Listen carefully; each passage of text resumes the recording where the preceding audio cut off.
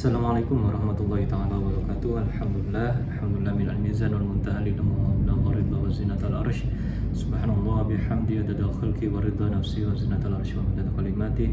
Allahumma salli wa sallim ala sayyidina Muhammadin nurikas sari wa madadikal jari wa jma'ni bi fi kulli adwari wa ala alihi wa sahbihi nur. Alhamdulillah kita kembali Allah berikan takdir untuk bertemu dan belajar bersama terkait dengan lanjutan kitab Aqidatul Awam. Sebelumnya mari kita mulai ngaji kali ini dengan mengirim Al-Fatihah khususan ila hadratin Nabi Mustafa Muhammad sallallahu alaihi wasallam wa summa ruhi khususan Syekh As-Sayyid Ahmad Al-Marzuki wa kullu syekhuna kullu zawjati Rasulullah wa kullu ahli baiti Rasulullah wa kullu awliyaillah. Al-Fatihah. A'udzu billahi minasyaitonir rajim. Bismillahirrahmanirrahim. Alhamdulillahirabbil alamin arrahmanir rahim maliki yaumiddin. Iyyaka na'budu wa iyyaka nasta'in ihdinas siratal mustaqim siratal ladzina an'amta 'alaihim ghairil maghdubi 'alaihim waladdallin amin. Alhamdulillah, langsung kita masuk ke bait selanjutnya, yaitu wa qa'imun ghani wa wahidun wa hayy qadirun muridun alimun bi kulli syai' sami'ul basiru wal mutakallimu lahu sifatun sab'atu tantahimu.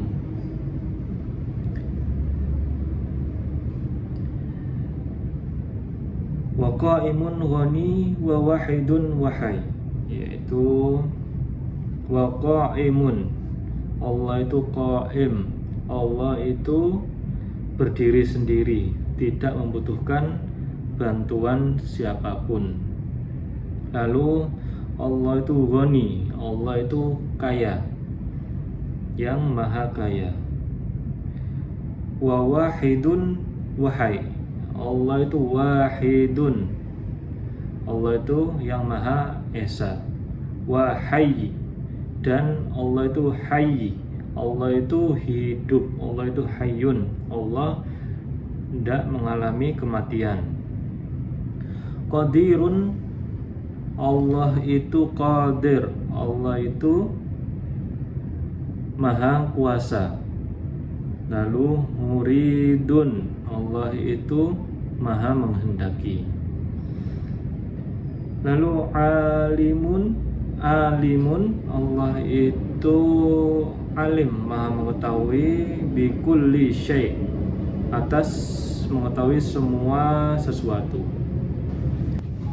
Baik, mari kita bahas sifat pertama dalam bait ini, yaitu wa qa'imun ghani wa wahidun wa hayy. Wa qa'im, dan Allah itu berdiri sendiri. Dalam Al-Quran ada ayat yang mencantumkan kata qa'im, insyaallah di Quran surat Ar-Ra'd ayat 33. A'udzubillahi minasyaitonir rajim.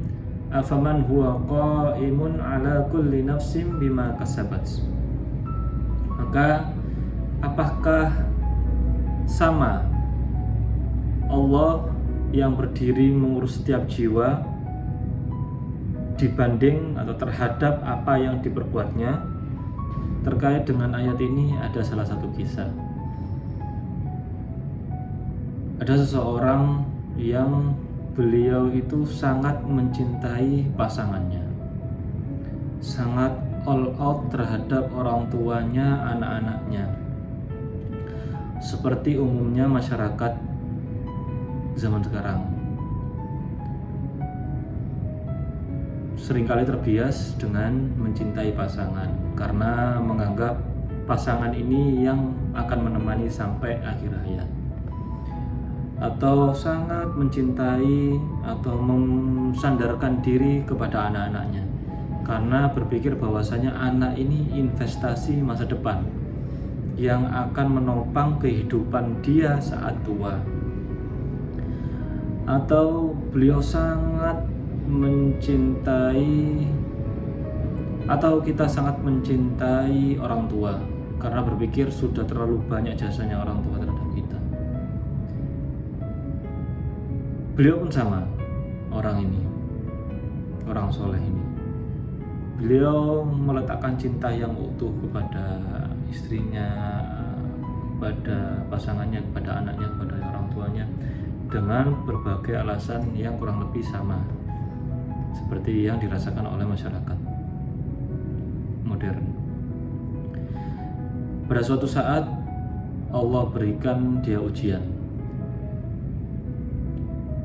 banjir besar, banjir bandang, sampai pada akhirnya dia kehilangan semuanya. Dia kehilangan anaknya, dia kehilangan orang tua, dia kehilangan pasangannya. Dia menangis, dia bersujud kepada Allah, dia sholat lama sekali, saking lamanya sampai beliau tertidur. Lalu Allah anugerahkan dalam mimpinya Quran surat Ar-Ra'd ini muncul dalam mimpinya, yang berbunyi, afaman huwa qa'imun ala kulli nafsin bima kasabat. Maka apakah sama dia yang berdiri mengurus setiap jiwa terhadap apa yang diperbuatnya?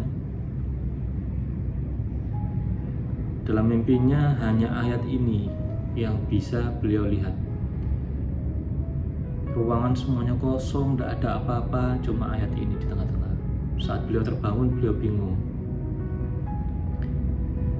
Lalu beliau bertanya kepada salah satu tokoh di sana, orang yang sudah disepuhkan dalam perihal ilmu. Lalu sang tokoh menjawab, apakah kamu pernah hatimu itu sangat terpaut dengan pasanganmu, terpaut dengan anak-anakmu, terpaut dengan orang tuamu, atau terpaut dengan sekitarmu, teman-temanmu, kerabatmu, sahabatmu? Iya, karena saya merasa mereka yang menemani saya, merawat saya, dan kedepannya pun akan demikian. Lalu tokoh tersebut yang masyhur terkenal dengan nama Zunnun al-Misri mengatakan,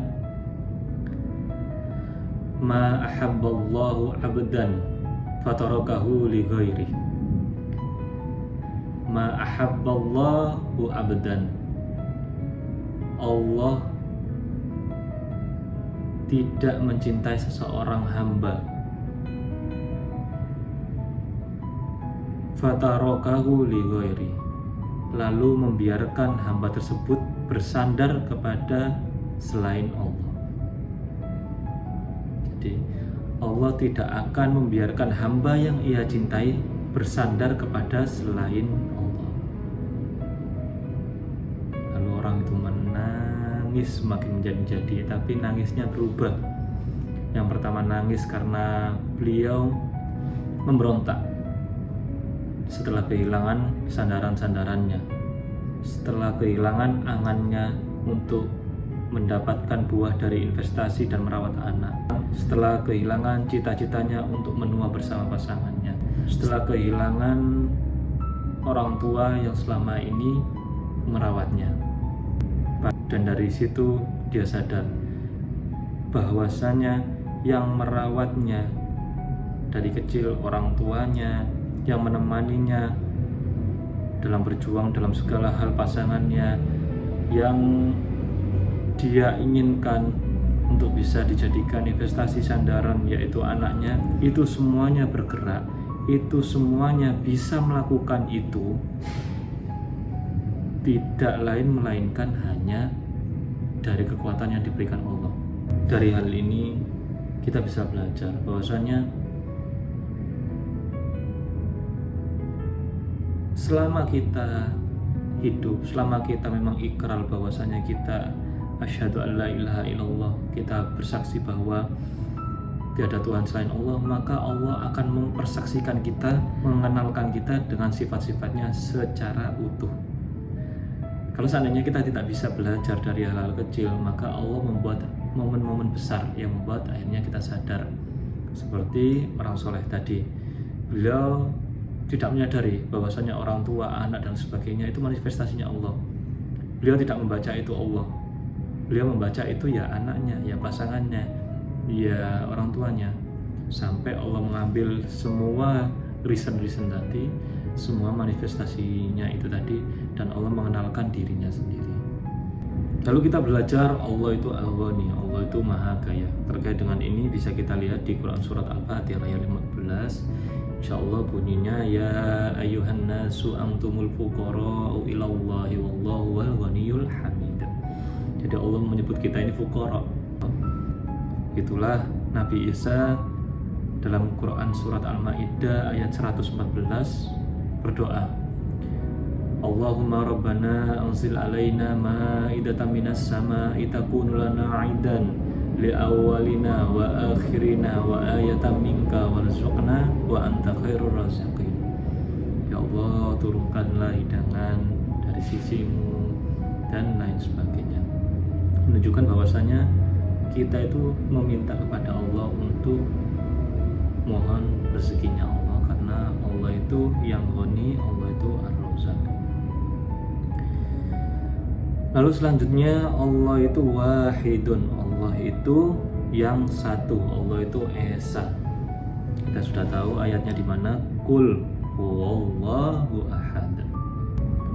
Terkait dengan ini Imam Al-Ghazali pernah berpesan, kullu ma siwallah fa innal unsa bihi ghurura. Jadi selain Allah, semua hal selain Allah itu tidak ada.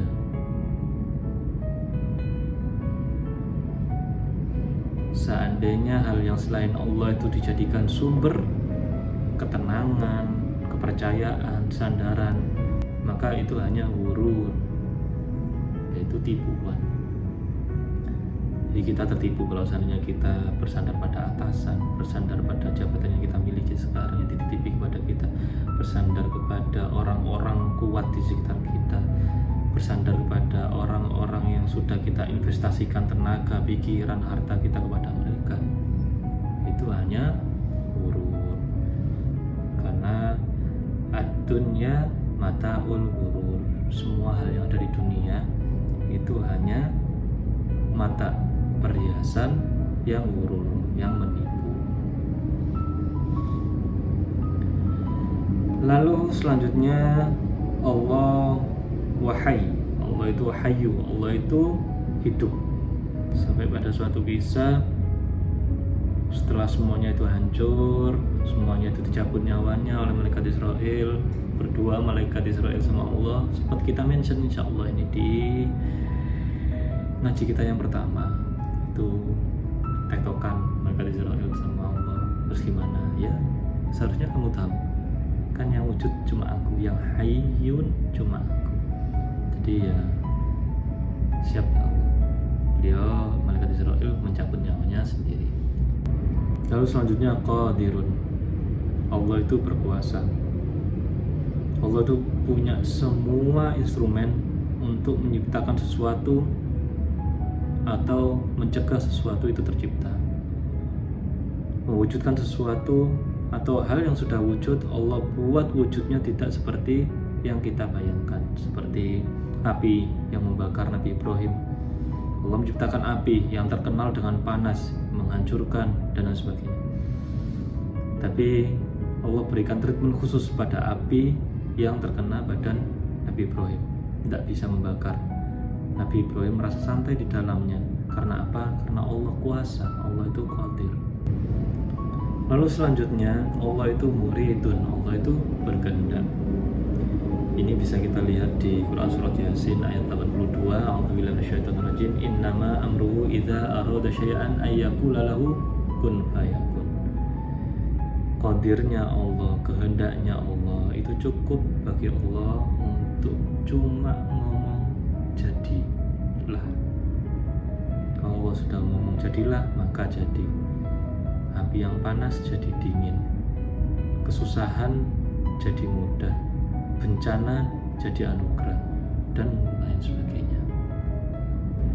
Lalu yang terakhir dalam bait ini, Allah alimun bikulli syai'. Allah itu tahu semua hal.